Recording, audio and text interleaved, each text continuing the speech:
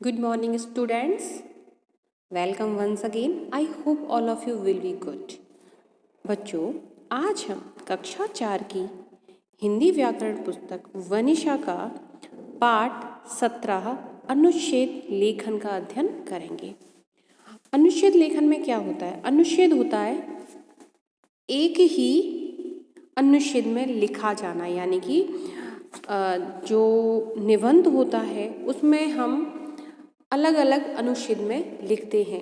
लेकिन अनुच्छेद के अंदर क्या होता है कि कोई विषय होता है, कोई विषय होता है उस पर हमें गंभीरता से सोचना पड़ता है और जो विचार हमारे मन में आते हैं हम उनको अनुच्छेद में लिख देते हैं।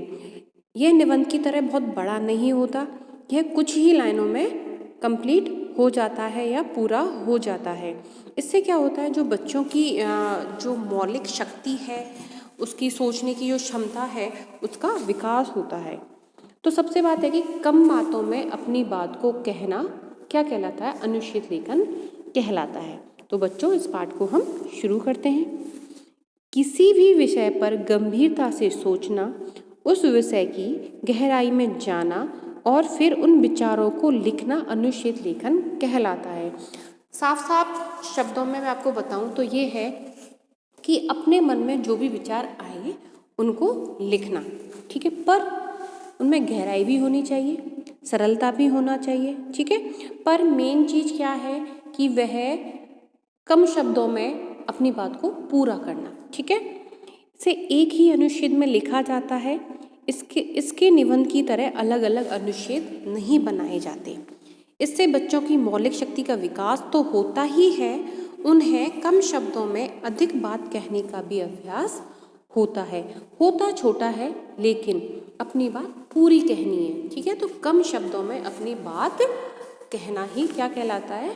अनुच्छेद लेखन कहलाता है। अनुच्छेद लेखन करते समय निम्नलिखित बातों का ध्यान रखना चाहिए।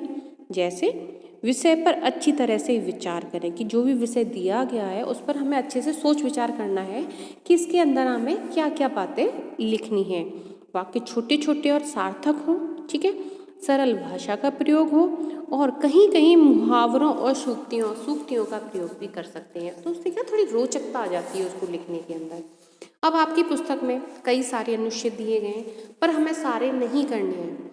मैं आपको जो विषय दे रही हूँ या जो टॉपिक दे रही हूँ उन पर ही आपको अनुच्छेद लिखना है। अब आपकी मर्जी है कि जो मैं बता रही हूँ, जो भाषा मैंने पुस्तक में से आपको बता रही हूँ, या तो उसी भाषा को लिखें या फिर जो विषय मैं दे रही हूँ उन पर आप अपने विचार भी लिख सकते हैं, अपने मन की बात भी कह सकते हैं। पहला मेरा विषय है मेरा प्रिय खेल। अब आपका जो भी प्रिय खेल है उसके बारे में आप लिख सकते हैं।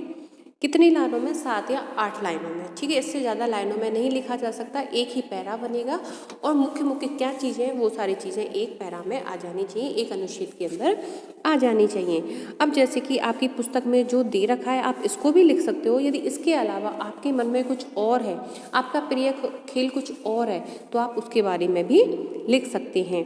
जैसे मेरा प्रिय खेल आपकी पुस्तक में जो है मैं उसको पढ़कर बता रही हूँ। मेरी माँ कहती है कि स्वस्थ शरीर में ही स्वस्थ मन रहता है। शरीर स्वस्थ तभी रहता है जब हम व्यायाम करें। व्यायाम का सबसे आसान साधन खेल है। खेलने से हमारा तन व मन दोनों स्वस्थ रहते हैं। मेरा प्रिय खेल क्रिकेट है। अब यहाँ पे प्रिय खेल के बारे में आ गया। सबसे पहले हमने लिखा कि खेलने से क्या क्या होता है, अब आ गया मेरा प्रिय खेल कौन सा है? यहाँ पर क्रिकेट है। यह खेल, अब हमें क्रिकेट के बारे में लिखना है। यह खेल भारत में बहुत लोकप्रिय है। इस खेल में 2 टीमें होती है, एक टीम में 11 खिलाड़ी होते हैं। बल्लेबाजी करने वाली टीम के 2 खिलाड़ी मैदान में होते हैं और क्षेत्र रक्षण करने वाली टीम के सभी 11 खिलाड़ी मैदान में होते हैं, ठीक है। मुझे यह खेल इसलिए भाता है क्योंकि यह खेल अत्यधिक रोमांचक होता है। मैं एक अच्छे बल्लेबाज भी हूँ, अतः मुझे बल्लेबाजी करना बहुत अच्छा लगता है। मुझे सबसे अच्छा लगता है चौके छक्के मारकर बुद्धि टीम को इधर उधर दौड़ाना और मैन ऑफ द मैच बनना। तो इन सारे वाक्यों में हमने सारी बातें अपनी कह दी, कम वाक्यों में बहुत कुछ लिख दिया है, ठीक है। तो यहाँ हो गया यह है मेरा प्रिय खेल। अब जो दूसरा विषय मैं आपको दे रही हूँ वह है मेरी अध्यापिका, ठीक है। मेरी प्रिय अध्यापिका। अब बच्चों, आपके जो भी टीचर आपके फेवरेट है, आपके जो प्रिय है, आप उनके बारे में यहाँ पर लिख सकते हो। ठीक है, उनमें क्या गुण है, वो किस तरीके से पढ़ाती हैं, वो कैसी दिखती हैं, उनका व्यवहार कैसा है, ये सारी चीज़ें हम उनके बारे में लिख सकते हैं। अब जो आपकी पुस्तक में दिया गया है, मैं उसको पढ़कर आपको बता रही हूँ। आप अपने शब्दों में अपने किसी भी टीचर के बारे में लिख सकते हैं जो आपको प्रिय है, आपको जो अच्छी लगती है। मेरे विद्यालय में अनेक अध्यापिकाएं हैं। पिछले 5 वर्षों में उनमें से कई अध्यापिकाओं ने मुझे पढ़ाया है।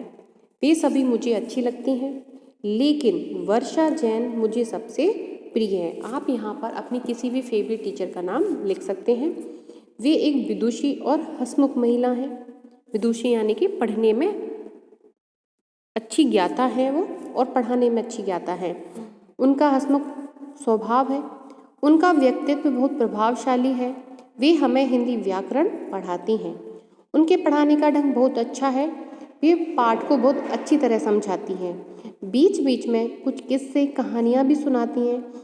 इस प्रकार पढ़ने से हम सभी बच्चों की रुचि बढ़ती है और पाठ आसानी से याद हो जाता है। वे सभी विद्यार्थियों से प्रेम करती हैं। मैं भी बड़ी होकर उनकी तरह ही कुशल अध्यापिका बनूंगी। तो ये जो लिखा हुआ था, ये मैंने आपकी पुस्तक का पढ़ा। ठीक है, एक जो अध्यापिकाएं हैं किसी बच्चे की प्रिय है, उनके बारे में लिख दिया कि इसमें वर्षा जैन नामक एक महिला है, वो विदुषी है, उनका स्वभाव कैसा है, वो किस तरीके से पढ़ाती हैं, उनका व्यवहार कैसा है, ठीक है, किस तरीके से पढ़ाती हैं, और बच्चों को वो पढ़ना क्यों अच्छा लगता है।